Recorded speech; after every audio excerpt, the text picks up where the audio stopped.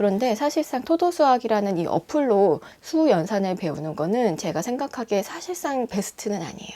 베스트는 아니고 그 다음 세컨 베스트예요. 왜냐하면 진짜 수감각이 좋아지려면 숫자를 직접 손으로 만지면서 감각적으로 익혀나가는 게 가장 좋잖아요.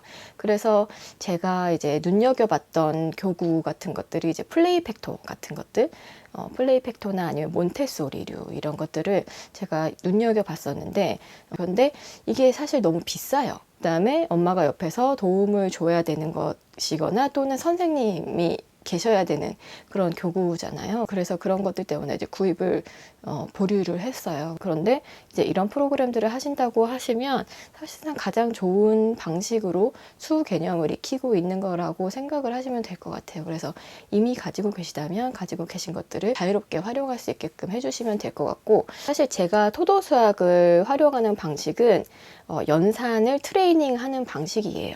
제 생각에는 연산이라고 하는 부분은 수학의 한 일부이긴 하지만 어떤 언어를 배우는 거랑 비슷한 영역이라고 생각을 하거든요. 그러니까 그 원리를 이해하고 그 원리대로 그걸 풀어나가는 건 당연하지만 숫자를 보고 그 연산이 자동적으로 자동 반사적으로 이제 답이 튀어나올 수 있도록 훈련을 해야 하는 부분이라고 생각을 해요. 연산이란 부분은 잘 트레이닝 되어야 하는 부분이 맞는데, 사실상 이 연산을 트레이닝하는 방식은 우리 세대 때만 하더라도 구몬 같은 방식이었죠.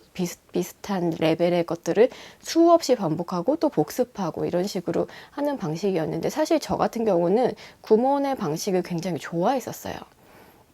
제가 굉장히 오랫동안 그 구몬을 했었고, 막 인수분해 같은 것도 구몬에 다 있거든요. 그래서 그런 걸 하면서 이렇게 반사적으로 수학 계산이 되는 것들, 이런 것들이 굉장히 나한테 자산이 되는구나라고 생각을 했었는데, 저희 큰애도 6살 때인가 잠깐 구몬을 한 적이 있었어요. 근데 이게 아이들 성향마다 좀 다른 것 같아요. 특히 남자아이들 같은 경우는 이렇게 계속 반복해서 뭔가를 해야 하는 거, 그리고 또 특히 아이들이 어리기 때문에 손으로 잡고 쓰는 거, 이 자체에 굉장히 부담이 갈 수가 있거든요. 그래서 한 3달인가 4달 정도 구몬을 수학을 하다가 애가 완전 수학에 질려버려가지고 그때 구몬을 그만둔 적이 있었거든요. 그래서 구몬 수학을 하면 좋기는 하겠지만 아이 성향에 따라서 안 맞는 경우가 있을 수 있어요. 그래서 그 부분은 엄마가 좀 잘 취사 선택을 하셔야 될 것 같고, 제가 토도수학 어플을 보면서 든 생각이 뭐냐면, 우리 세대는 20세기 사람들이잖아요. 20세기 태어나서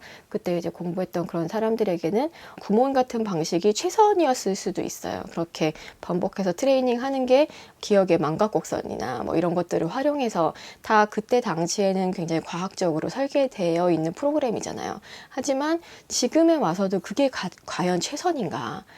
21세기를 살아갈 아이들이 20세기에 우리가 했던 그 방식대로 그대로 답습하면서 배우는 게 과연 최선인가 하는 생각이 들더라고요. 그래서 아이가 싫어하는데 굳이 이 방식을 고수해야 하는가 하는 데서 의문이 들더라고요. 그래서 이제 스마트폰이나 이제 패드를 활용해서 공부를 하는 거를 너무 부정적으로만 보실 필요는 없을 것 같아요. 그거를 이제 앞으로 아이들이 살아갈 미래의 모습이고, 그리고 그런 프로그램들을 만드는 사람들이 그냥 어떤 주먹구구식으로 아이들의 흥미를 단순히 유발하기 위해서 만드는 프로그램들도 간혹 있지만, 대부분 굉장히 어떤 과학적이고 그 심리학과 뇌과학을 잘 접목해서 이제 공부의 방식들을 잘 활용해서 아이들에게 잘 학습을 시킬 수 있도록 하는 그런 학습 앱들이 많기 때문에 부모님들이 잘 보시고 선별을 하셔서 아이들에게 주는 것도 굉장히 도움이 될 거라고 생각을 해요. 연산은 어차피 계속 반복을 해야 되는데, 종이로 연산을 하다 보면 그냥 그 자체가 굉장히 싫은 행위, 그냥 공부처럼 느껴질 수 있잖아요. 그래서 그냥 아이들이 핸드폰 가지고 노는 거 좋아하니까 핸드폰을 가지고 노는 순간만은 이걸 가지고 놀아라 라고 이제 쥐어줄 수도 있는 거죠. 제가 그래서 이 어플을 주변에다가 정말 많이 추천을 했어요. 그래서 실제로 구독하고 있으신 분들이 되게 많아요. 근데 이제 그런 걸 물어보시더라고요. 이게 패드나 이제 핸드폰으로 이제 공부를 하는 거기 때문에 아이가 너무 이거 오래 하는 게 별로 좋지 않다, 중독되지 않을까, 뭐 이렇게 해가지고 하루에 10분에서 20분 정도로 제한하시는 분들도 계세요. 근데 제가 드리고 싶은 말씀은, 만약에 이거를 어플을 해서 우리 애가 너무 패드를 오랫동안 하는 게 싫은데 하시는 분들은 이걸 아예 결제를 하지 마세요. 결제를 하시지 마시고 그냥 나는 이걸 하는 거 동안에는 그냥 무제한으로 풀어놓겠다라고 생각하시는 분들만 결제를 하셨으면 좋겠어요. 그래서 처음에 이게 되게 재밌으면 하루에 2시간도 할 수도 있고 3시간도 할 수도 있는 거예요. 그러면 그거를 굳이 막지 마세요. 저희 아이 같은 경우 예를 보면 처음에 이게 되게 재밌으니까 막 진짜 하루에 2시간, 3시간씩 했었어요. 5살 때도. 그런데 그게 생각보다 오래 안 가요. 생각보다 오래 안 가서 길어야 한 달 정도 이제 그렇게 하고 그 다음에는 이제 생각나면 그때부터는 진짜 자기가 자율학습으로 하루에 1시간 나중에는 아마 시켜도 안 하는 때가 와요. 그러니까 이게 중독되게 그냥 두세요. 중독이 돼야 나중에 조금씩 하는 거지 처음에 너무 막 스트릭트하게 하루에 10분씩 20분씩만 해 이렇게 하실 거면 지금은 결제를 하시지 마시고 내가 이 아이가 좀 패드를 오래 봐도 괜찮을 나이가 되었다고 부모님이 생각하시는 그 시기에 결제를 해주세요. 그리고 이게 무료 체험이 한 일주일인가 열흘인가 가능하기 때문에 미리 시험 삼아서 한번 해보세요. 이게 안 좋아하는 아이들도 있거든요. 우리 애가 이거에 되게 중독될 것 같지만 사실상 아예 안 하려는 아이들도 있거든요. 그러니까 연령마다 조금씩 차이가 있어요.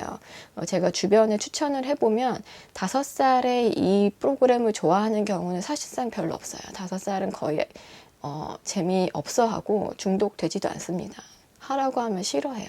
그렇다고 해서 매일 10분씩은 꼭 해야 돼 라고 또 들이밀지 마세요. 그거는 또 하지 마세요. 그러니까 미리 무료 체험을 일주일 해보고 아이가 좋아하면 그때 결제를 해주시고 아니면 때가 될 때까지 좀 기다려보세요. 그 때를 저는 보통 6세 반, 6세 중반 이후 정도 그쯤이 되면 이제 수에 대해서 관심이 생기고 이제 패드 자체를 가지고 이제 게임처럼 하는 걸 좋아하는 그런 시기가 되면 그때쯤이 되면 좀 아이들이 좋아해요. 그래서 시기는 이제 엄마도 마음의 준비가 되고 아이도 좀 준비가 된 상태에서 결제를 하시기를 바랍니다. 왜냐면 좀 비싸잖아요. 사실 학원을 보내는데 1년에 10만 원이라고 한다면 그게 비싼 거 아니고 되게 싼데 어플을 이거를 10만 원을 주고 결제를 해야 된다라고 하면 되게 비싸게 느껴지거든요. 근데 이제 제가 지금 만 3년을 이제 해본 결과 굉장히 좋은 어플이라는 거, 실제로 눈에 보이는 효과가 있다라는 거를 좀 말씀을 드리고 싶어서 이제 코로나로 집에 언제까지 있어야 될지 사실 모르잖아요. 사실상 더 미뤄지지 않을까 하는 생각이 들어요. 그래서 사실상 한 4월은 돼야 학교를 가지 않을까 하는 생각이 드는데 그동안 아이들 집에서 수학 연산을 게임으로 하면서 수적 감각을 키워보는 시간을 갖는 것도 좋지 않을까 싶습니다. 오늘 토도 수학 어플 추천을 마치도록 하겠습니다.